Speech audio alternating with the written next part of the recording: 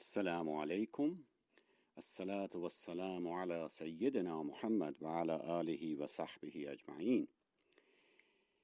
In connection with one's Iman, one's faith, there are several major factors leading to one's faith. How does one reach faith in God? What are the bases by which one reaches faith? What are the different ways by which one finds Iman or faith in God? The answer is several ways, and in today's session we will touch on the main three by which one gains faith.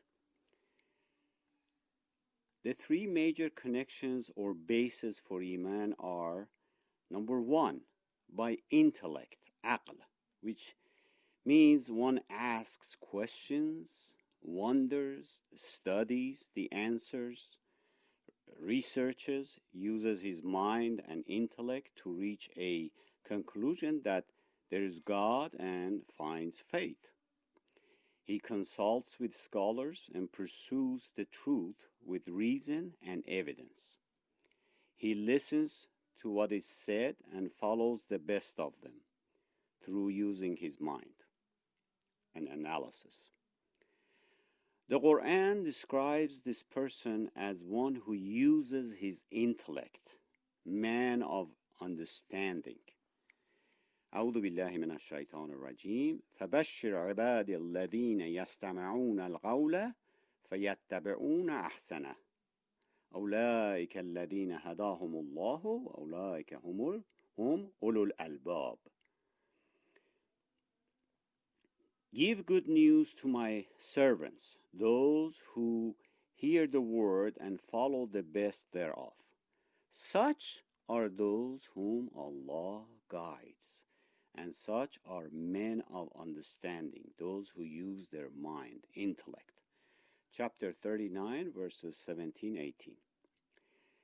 They listen to all that is said and choose the best based on their analysis and intellect.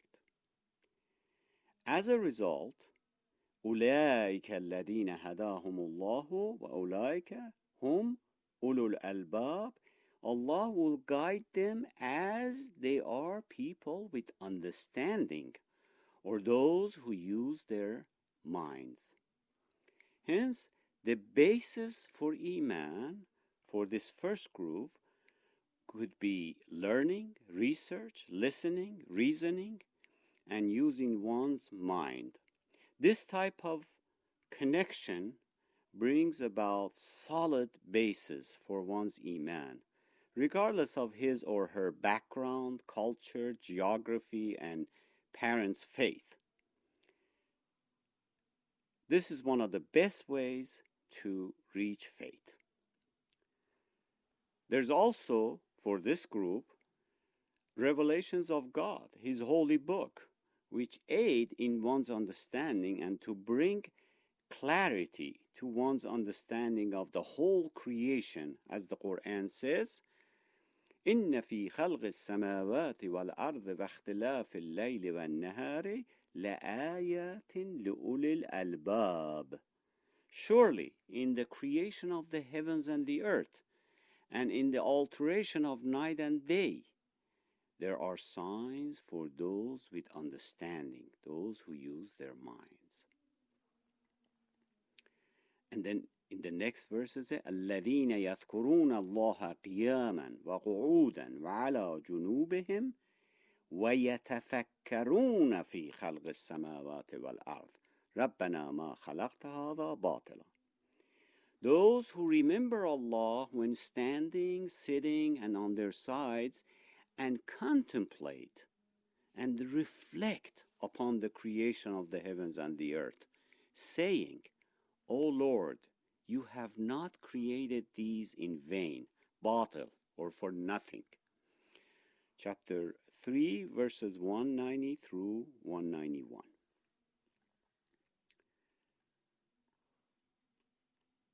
The second group, or second one, or connection, is done by witnesses, or shuhud. How? By going through austerity, mortification or rigorous self-discipline, or what we call riyada, by which one will be shown something to lead to his Iman. He will witness something that leads to his faith.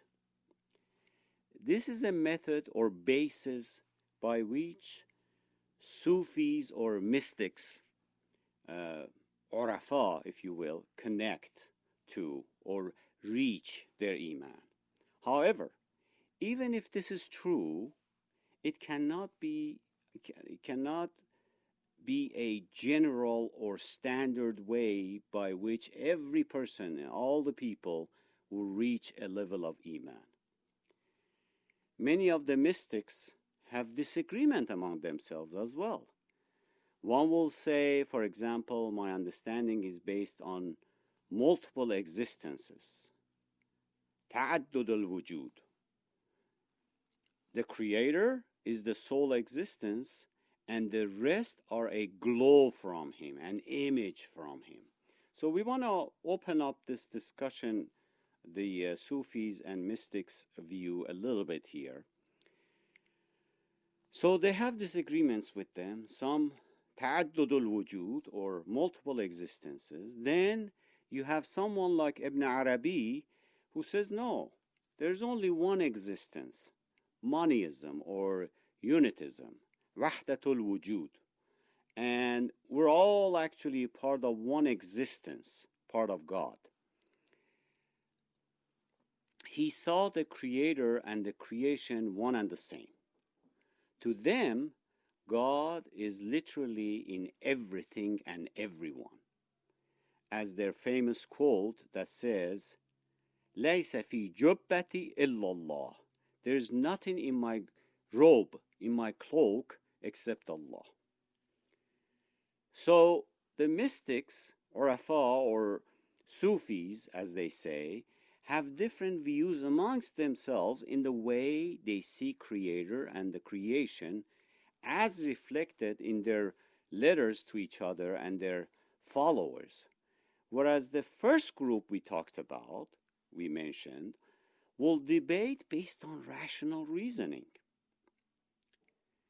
Hence, through proof and reasoning, the truth can be discovered for the first group. But with this second group, the shuhud, those who follow the shuhud, there's no way. Each claiming God has shown himself to me this way or that way. No rational argument can be presented. We're not saying this way of thinking is 100% wrong, for it is possible a pious person, a person who cleanses himself from all sorts of selfishness, arrogance, and purifies his deen and worship for Allah only, he gets so close to Allah that he becomes like a mirror that reflects goodness, righteousness, and some attributes of God like forgiving and mercy. The more he becomes pious or has taqwa, the more he gains Allah's favor.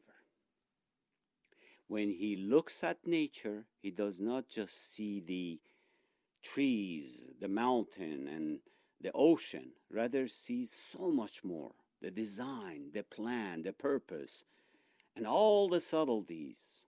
Hence, we do not want to reject the notion of shuhud itself, witnessing itself, because it is effective to an extent to reach nearness to God. But to take it to an extreme, as Sufis or some mystics have done, and to say everyone and every creation and God altogether is one and the same, is a wrong and irrational way by wahdatul wujud.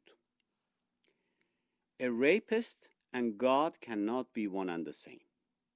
An idol, a statue, cannot be one and the same as God. Otherwise, why did all the prophets fought idol worshipping?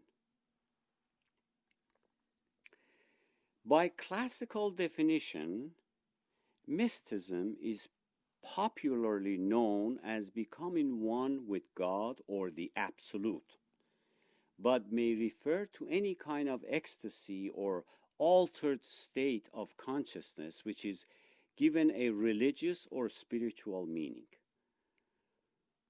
or is belief that union with or absorption into the deity or the absolute or the spiritual apprehension of knowledge inaccessible to the intellect may be attained through contemplation and self-surrender, according to mystics and Sufis. All the while, the Quran says about Allah Azza wa Jal, لَيْسَ كَمِثْلِهِ شَيْءٍ. There is nothing like him. وَلَمْ يَكُنْ لَهُ كُفُوًا أَحَدٌ. There is no equal to him, none like him. Furthermore, the difference between this Sufi's view of God and the Quranic view is that the Quran never says you will be absorbed by God or joined with him so that you are part of him. Wasl, as they say. Rather says you get close to God. Taqarrub. In verses like وَمَا أَمْوَالَكُمْ وَلَا أَوْلَادُكُمْ بِالَّتِي تُقَرِّبُكُمْ عِنْدَنَا زُلْفَى إِلَّا مَنْ آمَنَ وَعَمِلَ صَالِحًا. It is neither your wealth nor your children that will bring you close to us. It didn't say joined to us or absorbed by us. It says close to us, except he who believes and does good work. Chapter 34, verse 37. Islamic lexicon always talks about getting close to God, not joining him or becoming one and the same with him, as those who believe in Wahdatul Wujud. Quran describes getting close to Allah by believing in him and doing good deeds, as the verse said. The more you believe and do good deeds, meaning put your beliefs in action, the closer you get to Allah. Same with him to us, as the Quran uses the same term, أقرب, nearer. وَنَحْنُ أَقْرَبُ إِلَيْهِ مِنْ حَبْلِ الْوَرِيدِ. And we are closer to him than his jugular vein. Chapter 50, verse 16.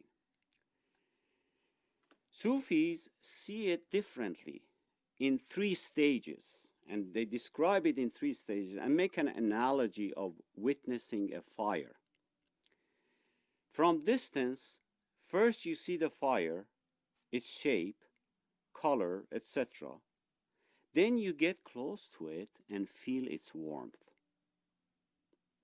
Up to here, both the Quranic view and their view is similar. One sees God's majestic order and accuracy of creation, acknowledge the Creator, and tries to get close to him. And the closer one gets to him, the more he feels God's presence and receives his bounty. Then, here comes the difference. Then they add one more step and say, you go in the fire, means join in and get absorbed by it and become part of it, or wasl, which is wrong. No creation can be part of the Creator. The essence of Creator, which we don't quite understand, is not the same as the essence of creation. Creator has to be all outside of its creation, or all encompassing the creation.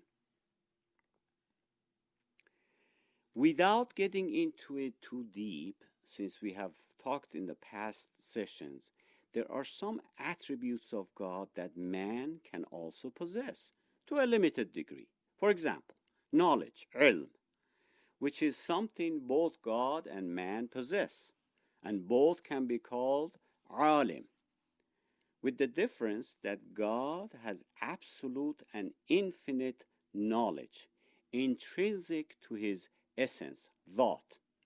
But man's knowledge is limited and gained over time, as the Quran says and captures this. الله لا إله إلا هو الحي القيوم لا تأخذه سنة ولا نوم له ما في السماوات وما في الأرض من ذا الذي يشفع عنده إلا بإذنه يعلم ما بين أيديهم وما خلفهم ولا يحيطون بشيء من علمه إلا بما شاء. Allah, there is no God but He, the living, the self-subsisting, eternal. No slumber can seize him, nor sleep. All things in the heavens and on earth are his. Who is there can intercede in his presence except by his permission? He knows that which is in front of them and that which is behind them, while they encompass nothing of his knowledge except what he wills. Chapter 2, verse 255. We gain none of his vast knowledge except that which is limited and allowed by him, permitted by him. You know, God in his mercy and wisdom directs the course of nature according to an order. This order, nizam, is constant and therefore, to an extent, discoverable by science. It is also so vast and complex that our knowledge of it can never be complete or infallible. Apparently, it is just enough to our grasp to enable us to act reasonably, if not perfectly, and yet just enough beyond us that our utter dependence on him is evident to any reasonable person.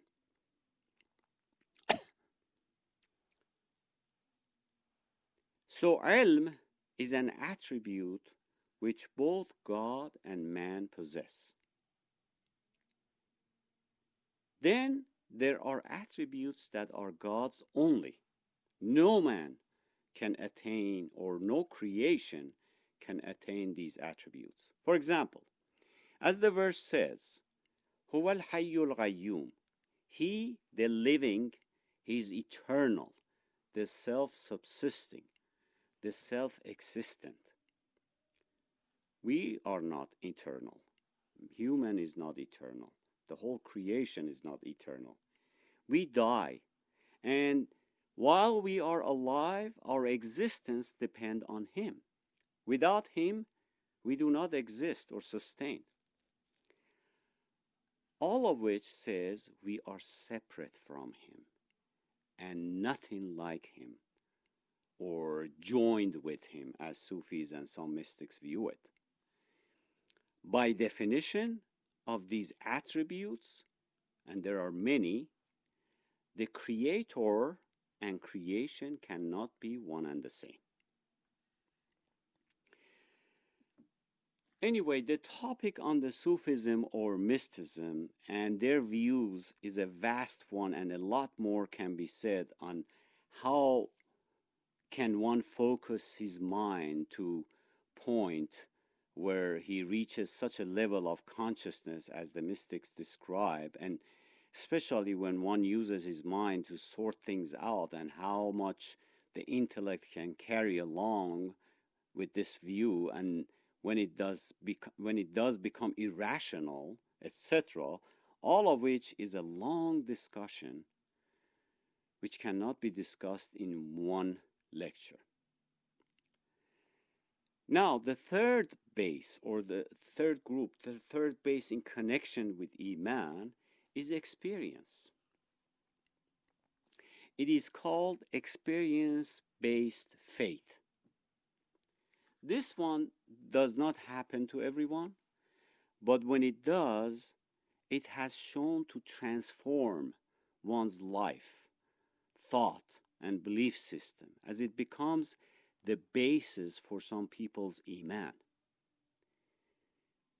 This life experience could include an event in one's personal life, such as things that seem impossible yet occurred, like rescue from a danger, harm, accident, or a victory, a success, etc.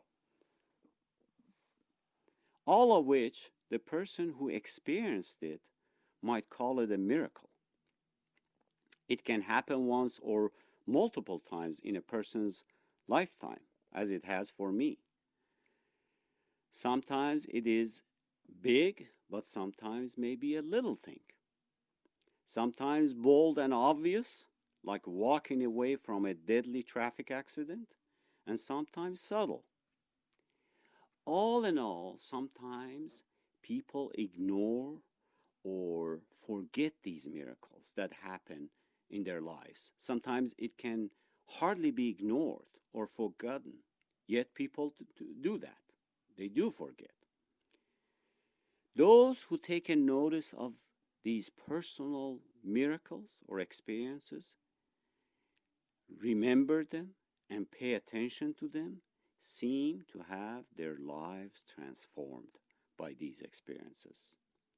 Hence, come to have faith in God, Iman, and purify themselves for God.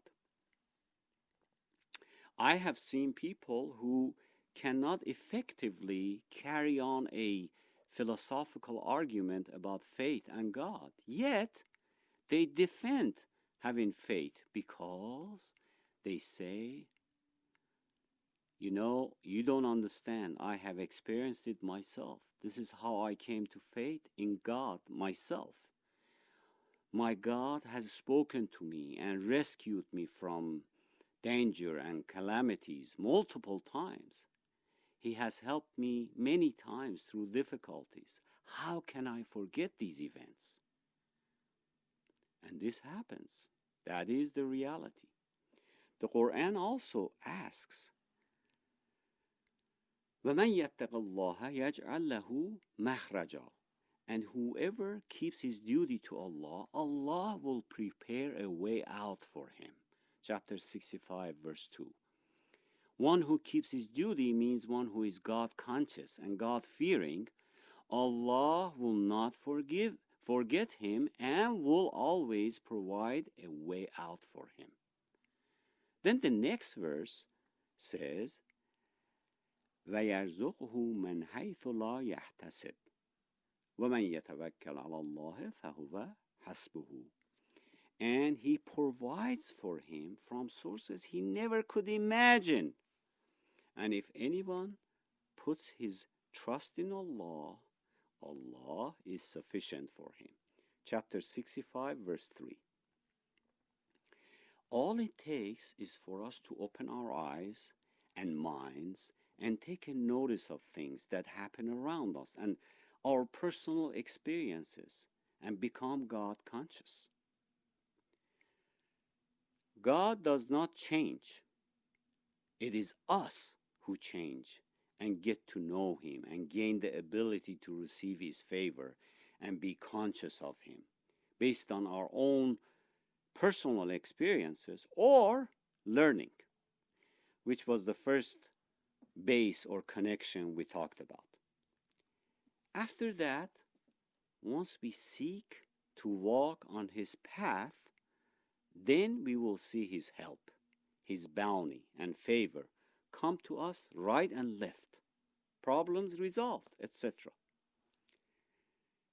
It just maybe sometimes there's delay in response time based on some hikmah, wisdom.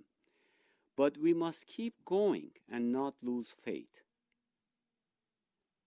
Man jadda fawajada. One who is serious and seeks shall find what he is looking for. So there are three ways or bases by which one reaches Iman. Three main ones that we just talked about today. by seeking ilm, knowledge, through research, study, using intellect and contemplation. The second one through shuhud, witnessing, which is the way for Sufis or Urafa, mystics. Then the third, having been through personal experiences. We ask Allah to increase our ilm, knowledge, and ma'rifah of knowing Him. We ask Allah to help us and guide us to get close to Him. We ask Allah to increase our Iman and help us to put that Iman into action.